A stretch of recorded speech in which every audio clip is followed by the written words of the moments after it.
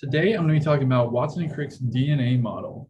So let's start off with the structure. The structure of DNA is composed of two anti-parallel strands, which form a double helix. This double helix then forms a major groove and a minor groove. The minor groove can be used for more non-specific protein binding, but the major groove can be used for more sequence-specific protein binding for things such as like transcription or replication.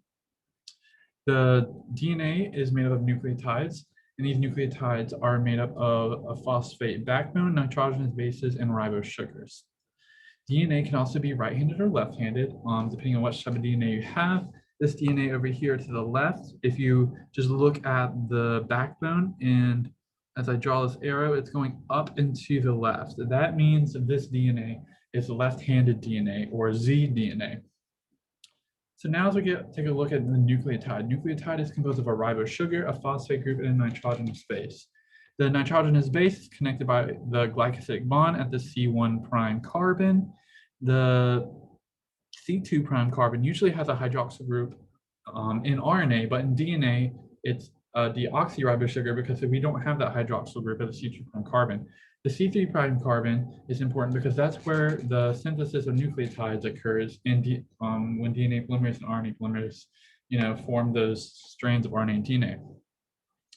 C5 prime carbon is where we connect that phosphate group, and the phosphate group is primarily negative, as you can see, which is why DNA has that negative charge to it.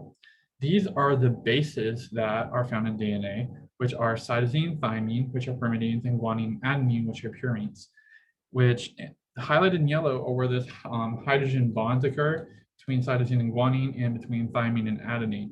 The glycosidic bond occurs at the N1 at the first nitrogen and pyrimidines at the N9 nitrogen and purines, which is where it connects to that sugar.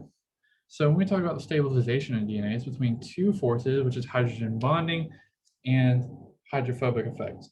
We're going to talk about hydrogen bonding between the bases, but the hydrophobic effect is the primary factor in how DNA is formed and how it's stabilized.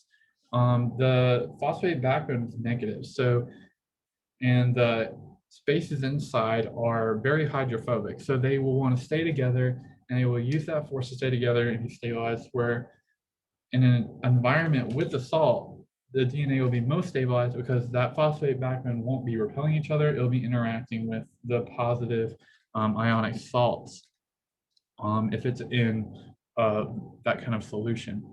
So the more the more polar the solvent is, the more stabilized the DNA is going to be.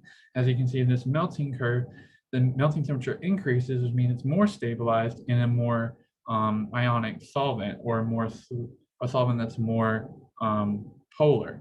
And here's my references.